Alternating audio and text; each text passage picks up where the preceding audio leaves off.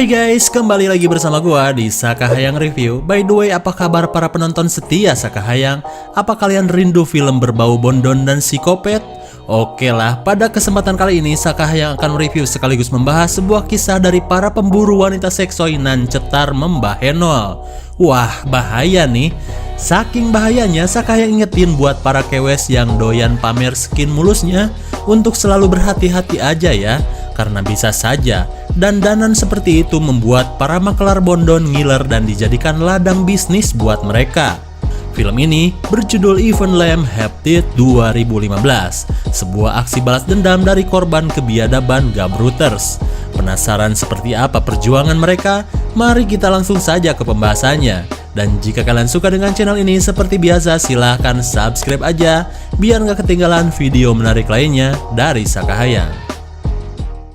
Film ini diawali oleh sebuah scene yang memperlihatkan pemandangan yang cukup seger buat kornea mata. Namun keindahan alam tersebut dirusak oleh seorang cewek cantik yang bernama Katie, dimana pada saat itu ia sedang mengotori rerumputan dengan air ompolnya yang semalam habis makan jengkol. Jelas semerbak kemana karep. Tak lama kemudian, teman dekatnya yang bernama Sloan menyuruh Katie untuk segera bergabung bersama yang lain. Rupanya mereka sedang melakukan pesta abok campur pil koplok cap ojon tua. Terlihat mereka pun happy dengan keseruan khas bondon anak muda. Akan tetapi, Katie terlihat tidak suka dengan kebiasaan mereka. Terlebih, ia adalah seorang wanita yang termasuk kategori lunguh tutut. Kalian tahu gak lunguh tutut? Cari aja di Kang Google.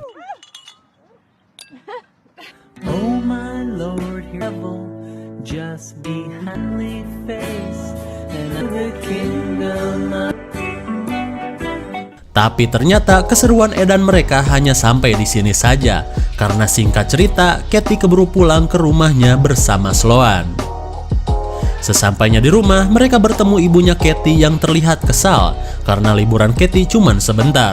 Ditambah lagi, Katie dan Sloan akan pergi merantau untuk bekerja di sebuah peternakan milik Ojon's Farm, cabang Kuba esok hari. Setelah berada di kamar, mereka terlihat sudah tidak sabar lagi ingin cepat-cepat bekerja agar mendapat gaji pertama untuk berlibur ke New York. Kemudian, si ibu mengatakan kepada mereka untuk segera bersiap-siap karena sebentar lagi pamannya Katie yang bernama Jason akan mengantar mereka ke terminal bis.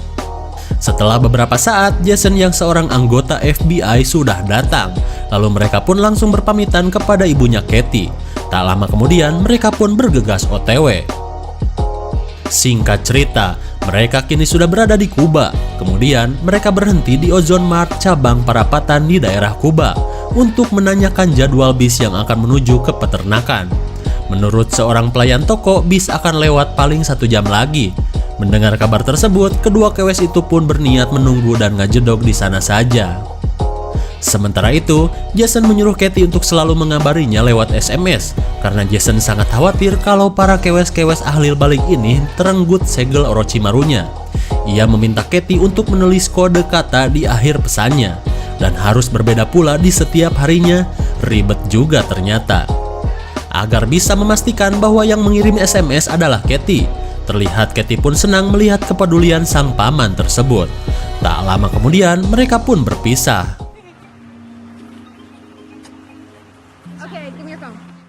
Setelah Jason pergi, mereka pun masuk ke Ojon's Cafe Lambada untuk jajan sambil nunggu bis. Tak lama kemudian datang 2 pria ganteng versi majalah Pak Boy mendekati mereka. Dan tanpa diduga, kedua pria ini mengaku sebagai anak dari pemilik peternakan itu. Terlihat kedua kewes ini pun kaget. Udah ganteng, turunan Mang Ojon pula. Setelah mereka saling memperkenalkan diri, seorang yang bernama Jed mengajak para wanita ini untuk barengan saja pergi ke peternakan dan tak perlu menunggu bis yang masih lama. Mendengar tawaran tersebut, Sloan memaksa Katie untuk ikut saja dengan mereka karena ia berharap bisa dekat dan menjadi pacar salah satu dari mereka dan bisa menjadi anggota keluarga besar Ojon's. Karena Sloan terus membujuknya, Katie pun akhirnya mau nebeng dengan anak pengusaha peternakan itu.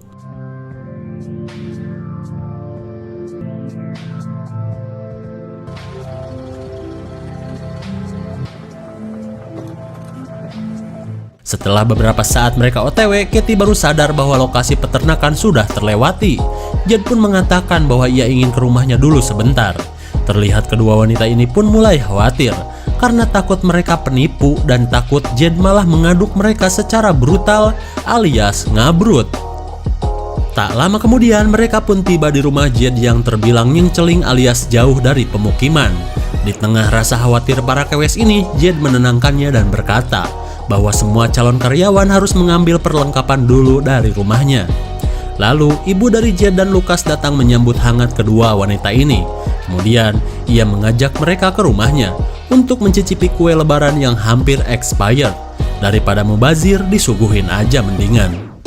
Ketika berada di dalam rumah, Katie dan Sloan mencium aroma kue yang menggiurkan. Terlihat mereka pun menyukai kue dari ibu tersebut.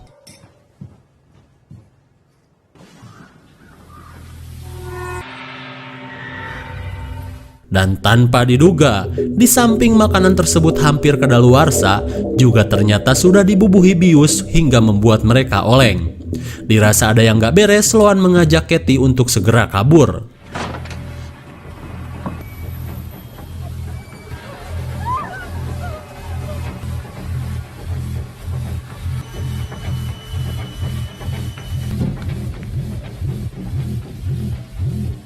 Tapi sialnya, obat bius membuat mereka pingsan dan berhasil tertangkap. Dan film pun baru dimulai. Anjing baru main ternyata.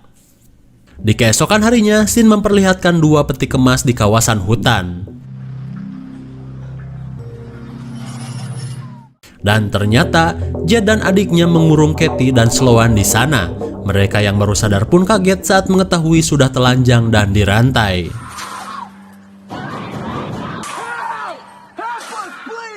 Di tengah kepanikan mereka, datanglah Jed dengan bedil FF tak bersekin. Jed pun berkata, kalian akan segera tahu fasilitas gabrut terbaik yang pernah ada di Kuba. Lalu, Jed menyuruh para kewes ini untuk mandi junub dulu biar wangi dan semakin cetar melebihi Shahroni. Singkat cerita, datanglah bosnya Jed untuk memeriksa hasil tangkapan mereka. Kemudian si bos menanyakan tentang nama Jason dari HP milik Katie, karena baru saja Jason mengirim SMS untuk menanyakan kabar Katie. Lalu si bos merasa curiga karena di akhir pesan Jason tersebut tertulis kata Apple. Ia pun yakin bahwa itu adalah kode. Kemudian si bos pun membalas pesan tersebut dengan mengatakan bahwa Katie baik-baik saja. Akan tetapi, si bos malah mengetik kata Apple lagi di akhir pesannya.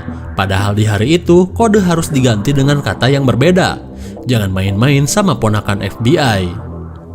Dirasa masalah sudah teratasi, si bos menyuruh mereka untuk mandi lagi. Karena menurut si bos kebersihan adalah sebagian dari bisnis.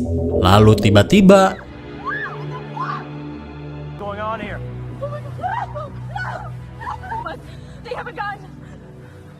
betapa senangnya para kewes ini saat seorang sheriff menemukan mereka.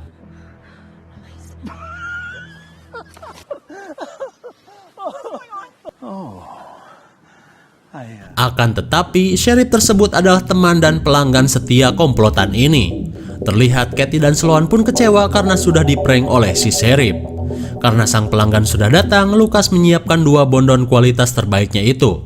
Sementara Katie dan Sloan hanya bisa memohon untuk keselamatan perabotan gabrutnya yang masih tersegel Orochimaru.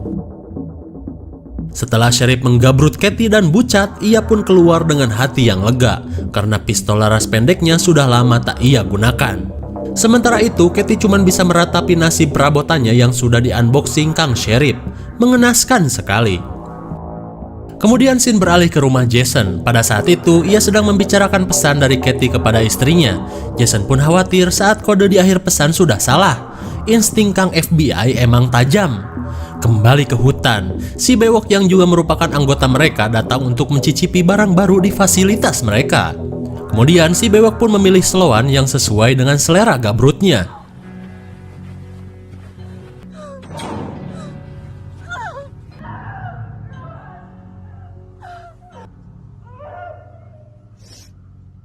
Setelah si bewok pergi, datang lagi seorang pelanggan. Tapi untuk pelanggan yang satu ini, Jed dan Lucas terlihat ketakutan. Karena orang tersebut adalah seorang tokoh ternama di kampungnya.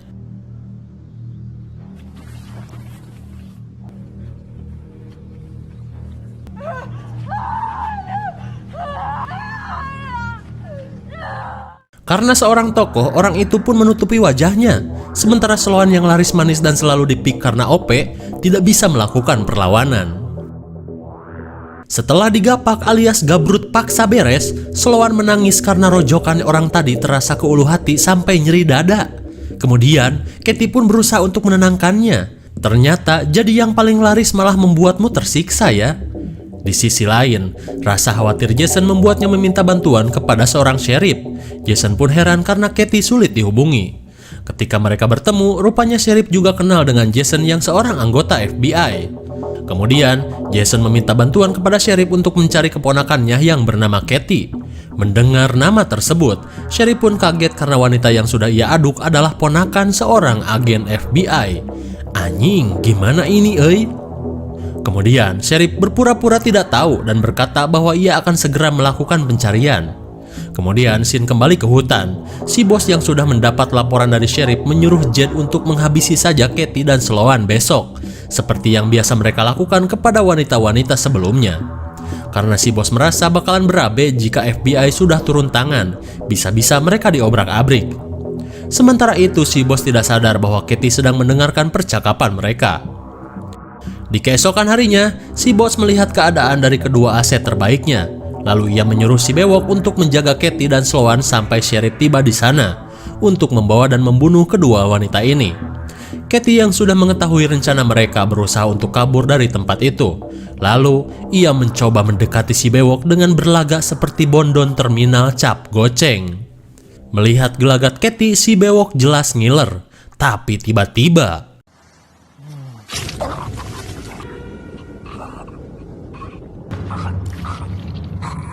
rupanya, penderitaan yang dialami Katie membuatnya menjadi psikopat. Ia pun menggigit leher si bewok sampai bocor hingga tewas seketika. Setelah si bewok modar, kunci berhasil Katie ambil hingga mereka bisa terbebas. Tak lama kemudian, sheriff pun tiba di sana. Ia pun kaget ketika melihat si bewok sudah modar seperti digigit vampir. Tanpa diduga, Katie dan Sloan berhasil kabur dan membegal mobil sheriff. Terlihat sheriff pun kesal karena sudah kecolongan dua bondon amatiran. Di tengah pelariannya, mereka melihat dua orang kewes sedang menunggu tumpangan. Katie dan Sloan pun khawatir karena jika ditemukan komplotan si bos, mereka pasti akan dijadikan bondon ekspor. Apalagi perabotan mereka terlihat sudah sangat mumpuni. Katie dan Sloan pun merasa mereka tidak bisa membiarkan kelakuan komplotan si bos ini. Dan entah kerasukan hodam apa, mereka pun jadi berani.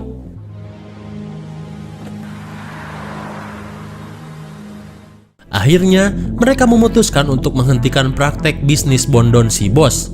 Tapi sebelum itu, mereka mampir dulu ke Ojon Stool untuk membeli senjata.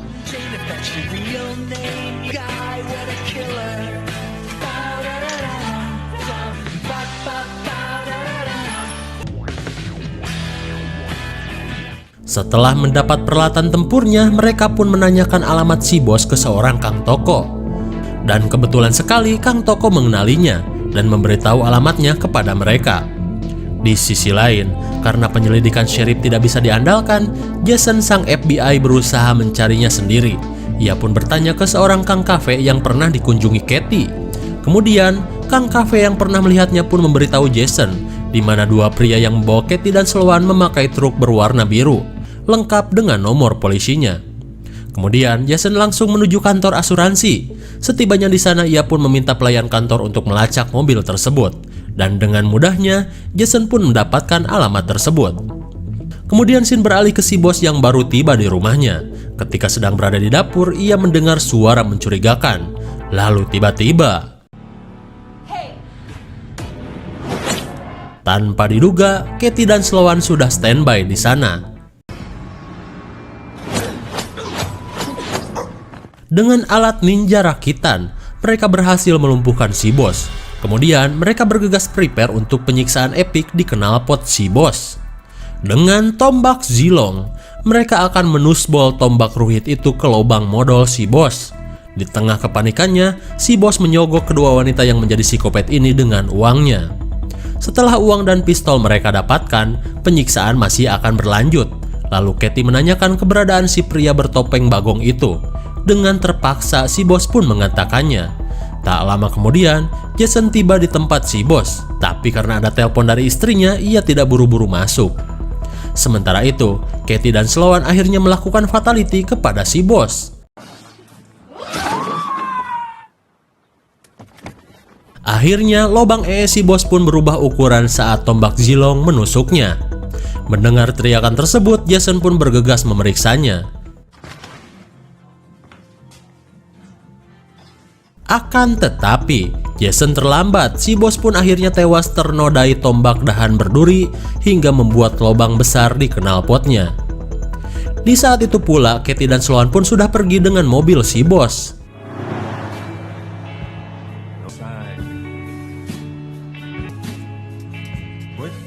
Kali ini, mereka mencari keberadaan pria bertopeng bagong yang ternyata adalah seorang pendeta. Di sisi lain, Jason kini bersama dengan sheriff di kantor polisi. Lalu Jason berusaha kembali menghubungi Katie yang masih belum ditemukan.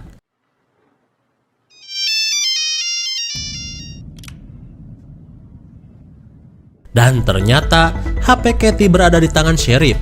Jason pun tidak bisa berkutik saat sheriff gadungan ini menodongnya. Kembali ke Katie dan Sloan, pencarian mereka pun terhenti saat melihat si pendeta yang bertato itu berada di sebuah gereja. Terlihat si pendeta pun kaget melihat wanita yang pernah ia aduk bergaya bagong datang dengan pemukul kopet. Akan tetapi ia terlihat pede karena merasa selalu ditemani malaikat. Karena malaikatnya lagi push rank, pendeta cabul itu pun berhasil dipukul Katie sampai pingsan. Kemudian mereka pun lanjut ke rumah sheriff.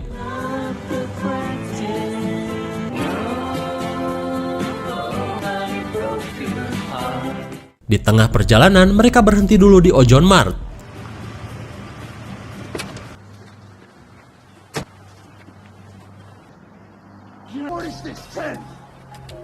Ternyata, selama perjalanan tadi, mereka menarik si pendeta dengan mobil. Bagaikan si cepot, wajah si pendeta pun merah terasah aspal. Setelah membeli korek api, mereka pun mengadusin si pendeta pakai bensin.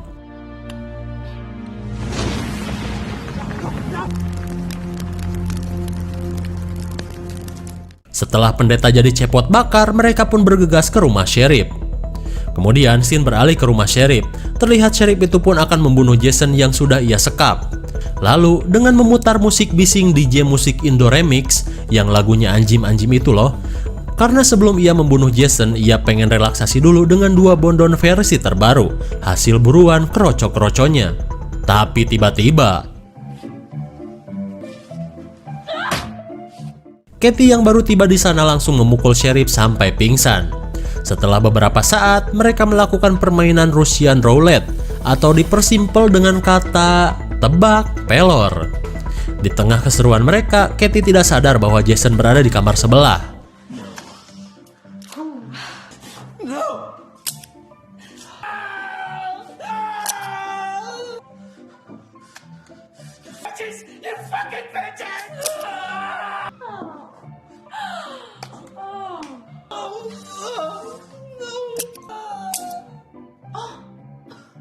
Tapi ternyata si sheriff hoki terus. Tebak pelor tak pernah meledak. Sheriff pun merasa lega dan meminta maaf. Akan tetapi akhirnya sheriff itu pun modar. Kemudian mereka menyuruh para wanita untuk membebaskan tawanan bondon lainnya. Terlihat Jason pun heran siapa yang telah menyelamatkan kedua wanita baru ini. Mereka hanya bilang, 2 bon kopet yang telah menyelamatkan kami. Kemudian scene beralih ke rumah Jed. Terlihat si nyonya yang sedang galau karena gak punya duit, sedang minum sirup jus jengkol featuring pete untuk menenangkan diri. Lalu tiba-tiba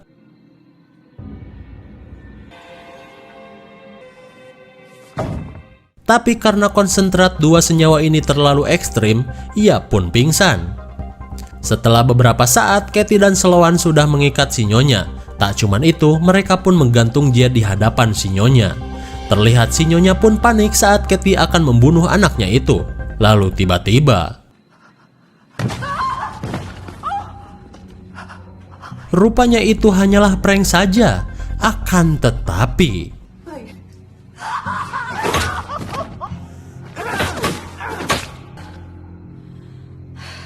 Bagaikan maling ayam, kedua wanita ini merujak kepala Jed sampai bujram. Kemudian mereka membawa si Nyonya kepada Lukas yang juga terikat di kursi. Tapi kali ini mereka menyuruh Lukas untuk memukul ibunya sendiri. Karena diancam pistol, Lukas memberanikan diri untuk melakukannya. Tapi karena takut durhaka, Lukas tak berani melakukannya. Tapi karena Lukas malah membangkang, Sloan pun memberikannya ciuman pelor. Tepat di jidatnya, Sloan membunuh Lukas. Si Nyonya pun syok saat kedua anaknya tewas. Kemudian, Katie menyuruh Sloan untuk menyabotase dan membuat alibi agar Lukas seolah terlihat bundir setelah membunuh semua keluarganya. Mereka pun yakin akan selamat dari polisi karena mereka sudah membersihkan semua bekas di setiap kejadiannya. Karena jiwa kopet mereka sudah bangkit, jadi pembersihan itu pun terbilang cepat. Ketika si Nyonya memohon untuk tidak dipodarin, Katie malah udah prepare untuk melakukan fatality.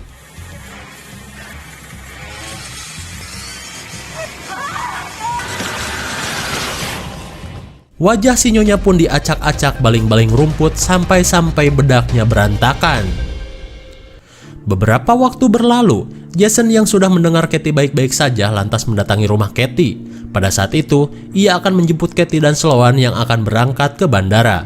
Sampai saat ini, Jason pun tidak tahu aksi brutal dari keponakannya itu. Singkat cerita, mereka sampai di bandara. Terlihat mereka sudah tidak sabar ingin tiba di New York untuk selfie di kampung halaman Spider-Man. Karena mereka akan pergi, berarti film pun sudah berakhir. Bagaimana? Puas sekali kan? Si bos yang seorang pengusaha prostitusi lesehan menjadikan keluarga si Nyonya untuk mencari gadis-gadis seksoi. Usaha mereka pun terbilang mudah dengan adanya peternakan di dekat mereka.